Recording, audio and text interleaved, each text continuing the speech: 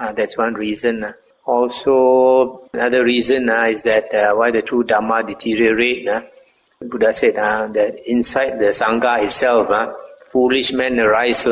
And these foolish men, they adulterate the Dhamma by writing new books. So the Buddha warned in the Upama Samyutta, I think 20.7 later, that the monks will not want to listen to the original Buddha's suttas. Instead, they want to listen to the words of disciples. That means later writings, like the Mahayana Sutras, the Abhidhamma, the commentaries, the Visuddhimagga, Jataka stories, all this. These Jataka stories are so childish, and yet people think, some people accept them to be true. How can animals talk? It's because of the Jataka stories that they create this concept of parami, that the Buddha cultivated paramis over a long period of time. But this word parami was never mentioned by the Buddha in the original discourses. Buddha doesn't even know the word parami, and the Buddha also never heard of the word parami.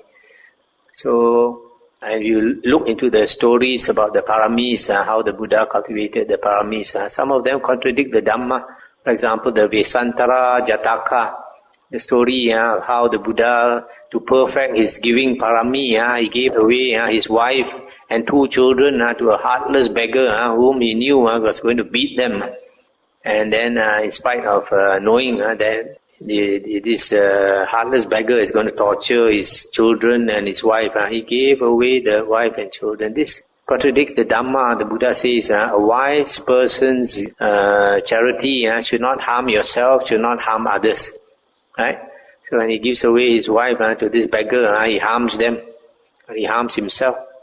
So other things like in the Jatakas, I mentioned that a long time ago our Bodhisattva was born as a rabbit, and then he saw this hunter hunting the whole day in the forest, could not shoot any animal. So at night the hunter was boiling the water and he was very hungry and nothing to eat. And this Bodhisattva, this rabbit, in order to perfect his dana, his charity, parami, he jumped into the boiling water, committed suicide for the hunter to eat.